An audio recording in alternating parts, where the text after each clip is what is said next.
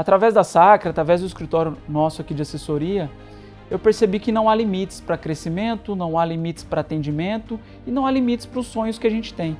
O espírito empreendedor ele é fundamental, né?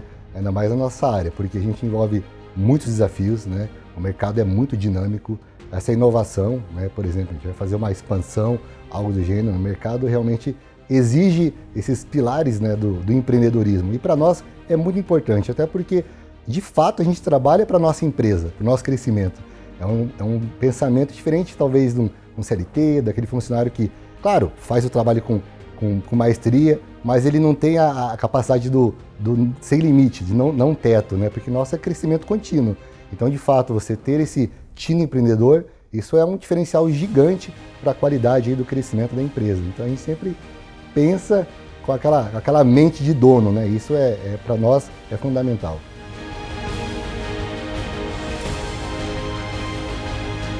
Então, quanto aos valores da empresa, né, a gente sempre foi muito Caxias, né, se preocupou muito, né, levou muito a sério isso, né, desde o começo. Tanto é que o nome da nossa empresa, né, Sacre, né, ele reflete os nossos valores, aí tem a ver com do francês, né, sagrado em francês. Então, a empresa, né, desde a sua constituição, o nome, a gente já buscou trazer essas raízes que eram dos sócios, né, desse perfil nosso de ter princípios, né, ter valores. A gente tem o valor da humildade, né, que acho que nos lembra sempre de que a gente tem que buscar mais, correr atrás, sempre se aperfeiçoar, né.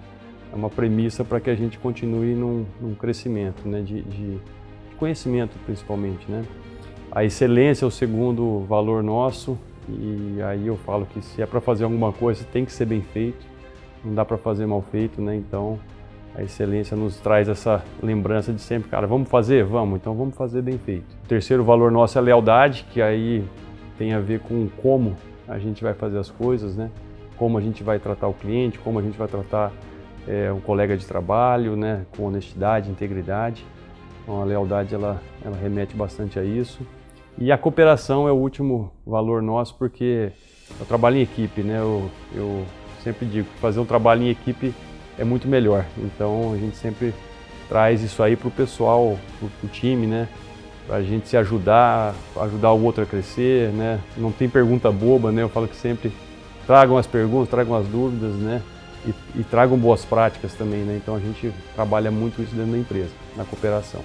A Sacre se posiciona no mercado como uma assessoria que valoriza o patrimônio do cliente.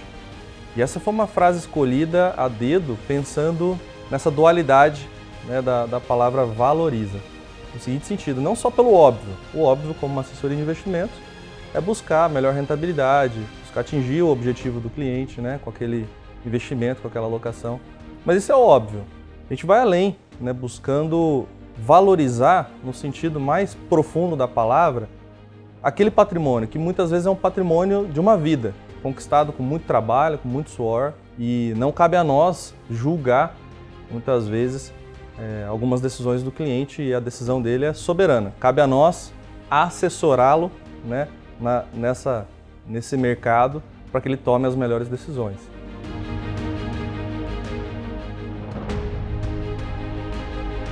Quando eu entrei na Sacre, a gente era em 7 assessores, realmente fazia um trabalho muito local, atendendo os investidores ali da nossa cidade, que precisavam de uma plataforma de investimentos.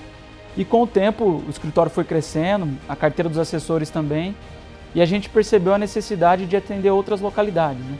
O Hélio influenciou bastante, porque inicialmente a gente já atendia clientes no Rio de Janeiro, né, por o Hélio vir da própria Petrobras. Então a gente já estava meio que acostumado a ter esse atendimento à distância. E por mais que seja um atendimento à distância, não significa que nós não estamos juntos, né? Então a gente faz o possível para que essa distância não seja algo muito longe, né, de vários quilômetros. A gente faz o possível para se aproximar do cliente, tendo bastante reuniões, estando em contato com muita frequência. Então a gente conseguiu fazer essa migração e hoje a gente atende pessoas do Brasil todo, até clientes que estão fora do país a gente consegue atender. Então acho que para a Sacre foi um movimento até fácil no que diz respeito ao atendimento.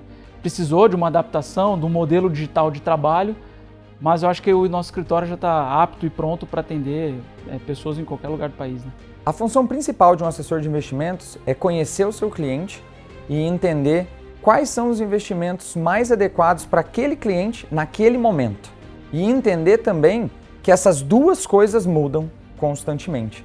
Então, um assessor de investimentos, antes de ser uma pessoa técnica que entende do mercado financeiro, ele tem que ser uma pessoa que se preocupa com o cliente dele, que é próxima do cliente dele, que sabe quais são os objetivos daquele cliente e que está atento a essas mudanças. E, em paralelo, está atento também ao mercado financeiro, que também muda constantemente. Então, é um trabalho que muda todo dia. Todo dia que o sol nasce, eu preciso estar atrás dessas informações, mas isso não vai dar certo se você não tiver uma genuína preocupação com o bem-estar e com a felicidade do teu cliente.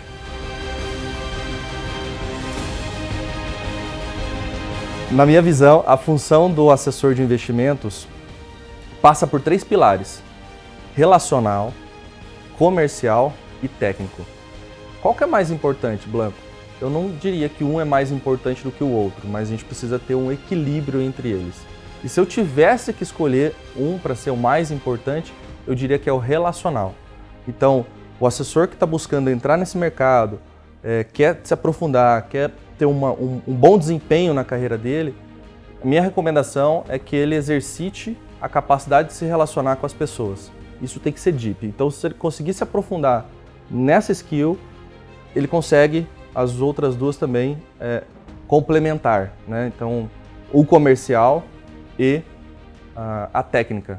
O cuidado, o zelo com o patrimônio do cliente vai fazer com que você cresça cada vez mais nessa profissão.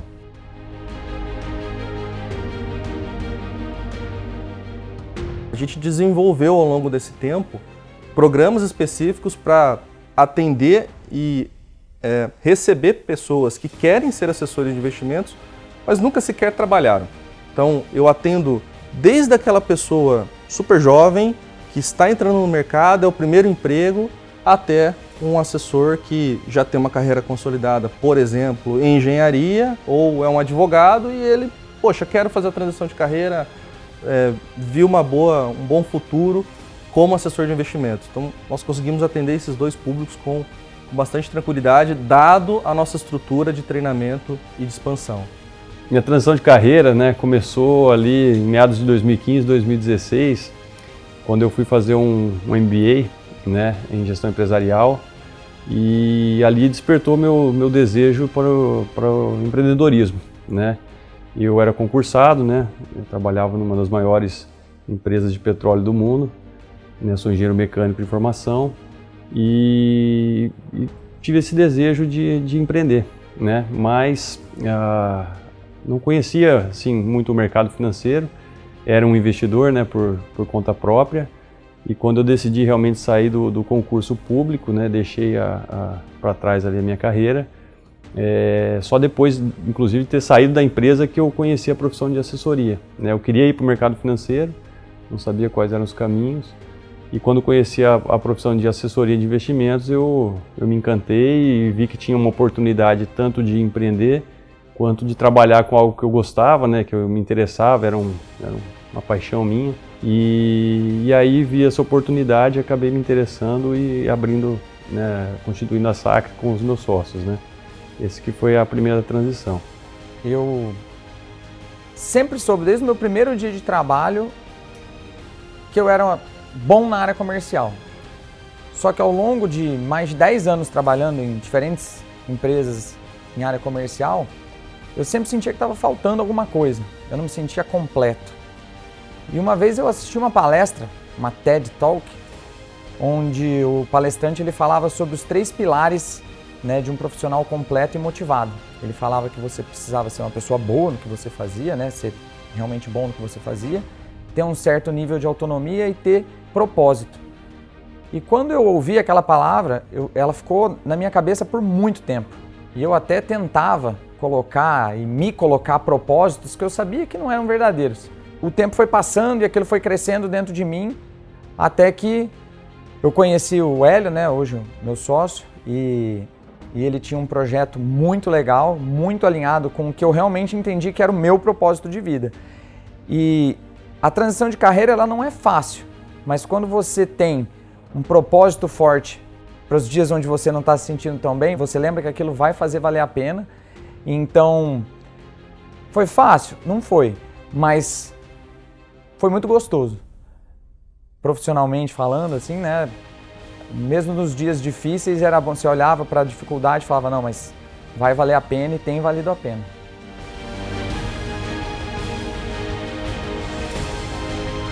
Eu não imaginava, quando eu montei a Sacre, que eu estaria no BTG Pactual, né? 4 anos depois da fundação, a gente fechou um contrato com o banco aqui, né? E para mim isso aí já é um sonho realizado, de certa forma, né? Não imaginava que isso era possível. E quando eu saí lá atrás do concurso, não imaginava isso. Essa migração foi muito relevante. De fato, a gente deu um BTG. Foi um grande salto, até porque o BTG, de fato, tem uma estrutura muito mais robusta, né? Não só de produtos, né? Uma plataforma gigante, com produtos muito interessantes e muitas exclusividades, mas serviços, né? Haja visto, por exemplo, o BTG com serviços financeiros, não só para pessoa jurídica, como crédito, o banking que está revolucionando a pessoa jurídica, serviços financeiros para a pessoa física também, né? Na área cartão de crédito, uma conta de fato digital descomplicada. Então a gente consegue aliar os dois lados para o nosso cliente estando com o BTG, tanto com uma plataforma completa e robusta que nos atende de alta qualidade nos serviços, nos produtos, investimentos, quanto nos serviços financeiros. Então, de fato, o cliente ele pode ter o BTG como um único banco, única instituição financeira que atende de maneira perfeita. Trabalhar com o BTG, sem dúvida, foi um dos pontos chaves para que a nossa empresa desse certo. O BTG, desde o primeiro dia de parceria, foi realmente um parceiro, né? Um parceiro, tudo que a gente busca num sócio, né? Da mesma forma, quando eu escolhi os meus sócios, conheci e entendi, não, eu quero trabalhar lado a lado com essas pessoas, com o BTG foi exatamente a mesma coisa. Por quê?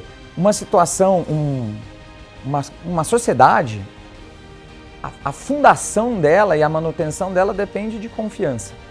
E o BTG sempre atuou com transparência, de forma que a gente tivesse um elo muito forte de confiança.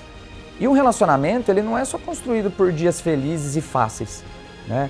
Acho que no dia feliz, no dia fácil, poxa, tá todo mundo feliz, tá todo mundo animado, mas é no dia difícil que você realmente conhece quem está do teu lado. E a gente já passou por dias difíceis e nesses momentos o BTG sempre foi um parceiro de confiança, transparente e que agiu da forma correta com a gente. E isso dá muita tranquilidade, porque quando você abre uma empresa, pelo menos eu, quando eu abri a minha empresa, eu não pensei em abrir um negócio para trabalhar 2, 3 anos. Eu abri um negócio para, quem sabe, transmitir ele até para o meu filho, né? Então, um negócio realmente para a vida.